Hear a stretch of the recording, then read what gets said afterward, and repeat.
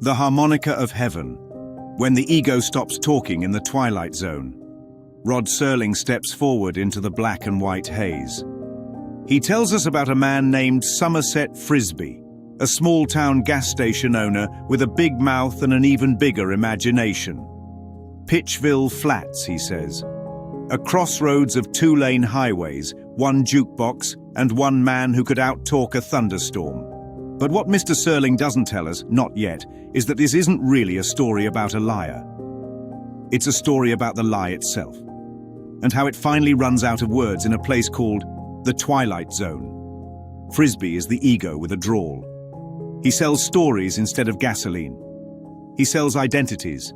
He's the voice in the mind that says, I once did this, I once was that. Every tall tale is another disguise for the same nothing. And the townspeople, God bless them, they know it. They grin. They gather every evening in his store not to believe him but to enjoy the show. When they hand him that trophy that reads World's Greatest Liar, it's the holiest moment in the episode. They've remembered to laugh. They've remembered that none of it is serious. But we forgot. We listen to our own Frisbee, the ego, and we believe every story it tells. We take guilt, aging, sickness, and death as gospel when they're only tall tales of a storyteller desperate to exist. Then come the visitors, men in identical suits, aliens who can't even pronounce the word lie. They are symbols of pure mind, innocent and uncorrupted by duality. To them, everything spoken must be true because truth has no opposite where they come from. They look at Frisbee and think, here is the most brilliant man on earth. And Frisbee for once tries to confess. He says, I'm a liar, that's all I am. But they just blink. They have no translation for falsehood. That's heaven hearing the ego's confession and not understanding the words. Because in reality there's no such thing as deceit, only imagination misused. And then, the harmonica. That little pocket of heaven. He doesn't explain. He doesn't argue. He just plays. And when he plays, the aliens fall apart, clutching their heads in pain, unable to bear the vibration. Light doesn't fight darkness, it merely plays, and the shadow disappears. Two things cannot occupy the same space at the same time. You can't play the harmonica, which is presence, and tell tall tales, which are the past. The harmonica is not correction, it's remembrance.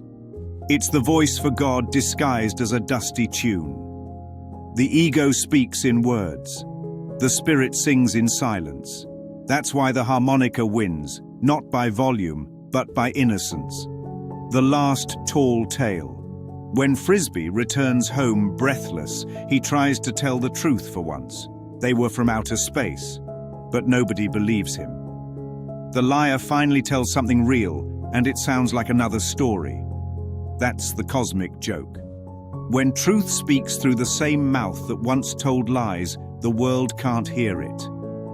The miracle isn't that they don't believe him, it's that he no longer needs them to. Truth doesn't require an audience. Only illusion needs applause. The birthday trophy. And that trophy they hand him, World's Greatest Liar, it's more than a gag gift. It's the ego's birthday cake, the yearly celebration of a self that isn't real. Every birth is the mind saying once again, here I am, I exist apart from God. But in the holy instant, there are no birthdays. There's only rebirth, the awakening that never began and never ends. That's why Frisbee forgets his own birthday. The lie forgets the day it was born the moment truth begins to hum.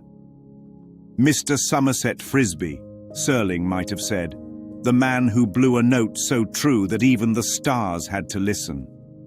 In a world where every mouth is selling something, perhaps the simplest music is what saves us.